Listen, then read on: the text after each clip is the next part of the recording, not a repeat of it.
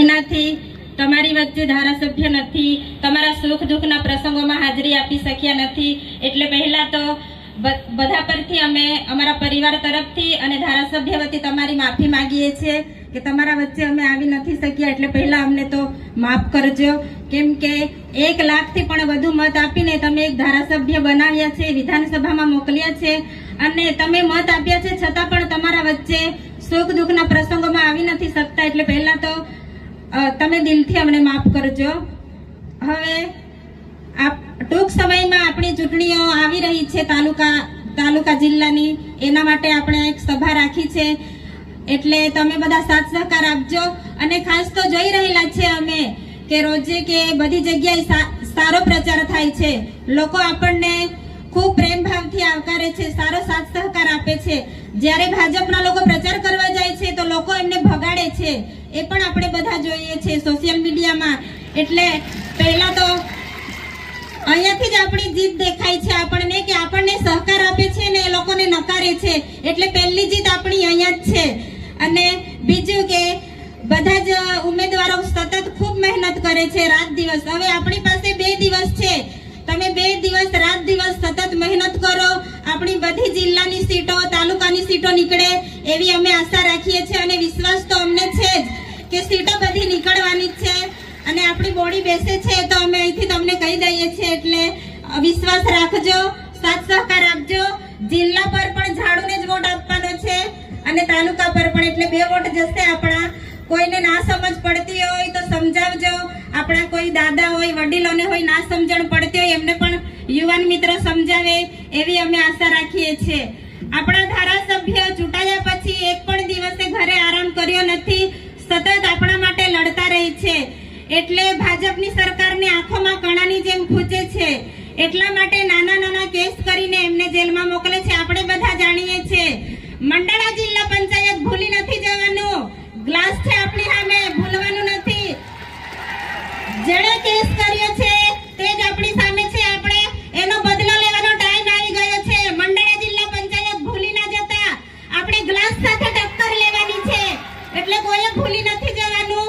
એ કેસના લીધે એમને તડીપાર કરી અને ડેડિયાપાડામાં આવવા નથી દેતા, એટલે એ બદલો આપણે લેવાનો જ છે, એટલે તમે સતત મહેનત કરજો એવી અમે આશા રાખીએ છીએ। અને આપણા જે 7 ટર્મથી સાંસદ છે, મીડિયાના માધ્યમથી અમને જાણવા મળે છે કે કમલમમાં નીલરામભાઈ સાથે કઈ લાફામારી થઈ છે, તો આપણા સાંસદને લાફો માર્યો છે નીલરામભાઈએ। તો સાંસદ મનસુખભાઈ સાંભળજો, તમે જ્યાં બી હોય ત્યાં લોકોને ખુલાસો આપો, તમે 7 ટર્મથી સાંસદ છો છતાં પણ તમારે લાફો ખાવો પડે। આ કેવા સાંસદ છો તમે કે તમારે લાફો ખાવો પડે?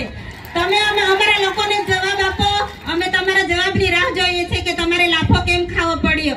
તમે એટલા મોટા વડીલ છો છતાં તમારે લાફો ખાવો પડે, એટલે આ તો શરમજનકની વાત છે।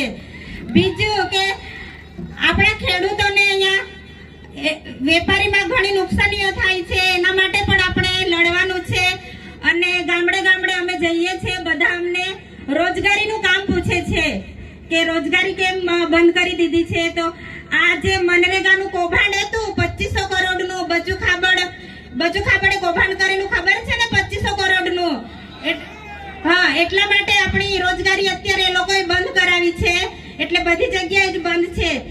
અને એ લોકો ખાલી એવું કહે છે કે ડેડિયાપાડામાં બંધ છે, પણ રોજગારી બધે જ બંધ છે કે ડેડિયાપાડામાં ધારાસભ્યને બદનામ કરવા માટે ભાજપવાળા પ્રચાર કરે છે, પણ એ લોકોની વાતમાં કોઈ આવવાનું નથી। એ લોકો જૂઠું બોલીને અત્યારે વોટ લેવાના છે, એટલે એ લોકો આપણને ભમરાવે છે, આપણે એમની વાતમાં આવવાનું નથી। અને અમારી પાર્ટીના લોકોને લોભ લાલચ આપીને ભાજપવાળા ટિકિટો આપીશું, લોભ લાલચ આપીને લઈ જાય છે, તો આપણી પાર્ટીમાંથી જે રાજીનામું આપીને જાય છે ભાજપવાળા, એ લોકોનું કઈ વેલ્યુ કરતા નથી અને એ લોકો જાય છે પાર્ટીમાં પણ એમનું કોઈ જ વેલ્યુ નથી, તે આપણે જોઈ રહેલા છે। પણ આપણે બધાય સાથે રહેવાનું છે, સાહેબના હાથ મજબૂત કરવાના છે, સાહેબ એકલા પડે છે એટલે આ લોકો બધા ડરાવીને ધમકાવીને જેલમાં મોકલે છે, એટલે એનો બદલો આપણે આ ચૂંટણીમાં લેવાનો જ છે। પોલીસ કર્મીઓ અને અધિકારીઓ પણ સાંભળી લેજો, તમારાથી સહન થાય એટલું જ કરજો, નહીં તો અમારી સરકાર બનશે તો અમે વ્યાજ સાથે હિસાબ લઈશું। એવું યાદ રાખજો તમે, કેમ કે અમારા લોકોને ઘણા હેરાન કરો છો. અમે રોજના રોજ વિડીયો જોઈએ છે, એટલે તમારાથી સહન થાય એટલા જ હેરાન કરજો. અમે વ્યાજ સાથે હિસાબ લેવા તૈયાર છે અમારા લોકો સાથે. તો તમે બધા અમને વિશ્વાસ આપો કે તમે બધા ઝાડુને વોટ આપશો ને? હા, તમે આપશો એવી અમે તો આશા રાખીએ છીએ, કેમ કે અમને લોકોનો ખૂબ સારો પ્રતિસાદ મળે છે અને આપણા ઉમેદવારોને પણ ખૂબ આભાર માનીએ કે રાત દિવસ સતત મહેનત કરે છે. હવે 2 દિવસ છે, મહેનત કરજો અને બધી સીટો નીકળે એવી અમે આશા રાખીએ છીએ.